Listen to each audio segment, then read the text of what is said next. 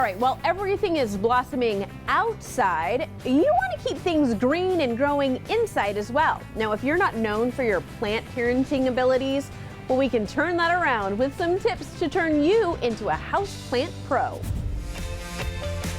Let's be honest, we've all bought a houseplant with high hopes just to have those plant parent dreams dashed. You're going to kill plants. That's just how you learn. You love them. Sometimes you love them to death. So to get tips on how anyone can have a green thumb, we're talking with Marlene Simon, staff horticulturist at the UC Davis Botanical Conservatory.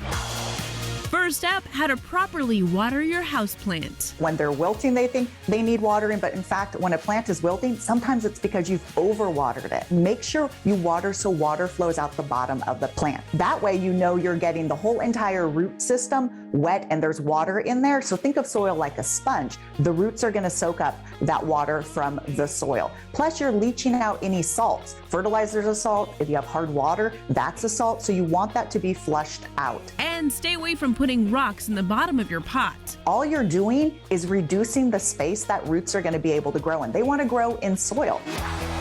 Next, how to get rid of and keep those pesky pests away. The nice thing is pretty much just wiping them off with a paper towel is going to do the trick. But I actually like to use diluted rubbing alcohol. What that does is it really desiccates the pests. Most of these are just soft-bodied insects and they're going to die when you spray on them.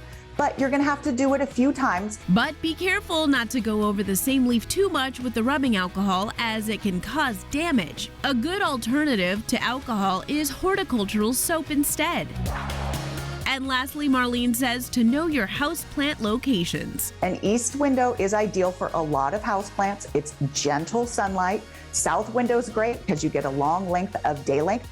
North window can be okay for your low light plants. West, be careful because that afternoon sun can burn your plants. And if your plants are suddenly dropping leaves, be sure to check for air conditioner vents near the plant. A lot of these plants are adapted to high humidities and your heater is dry. Same thing with the AC. That's really cold air. The leaves on your plant may not be adapted to those conditions. So when in doubt, look around. Is it by a heater vent? And then move it away.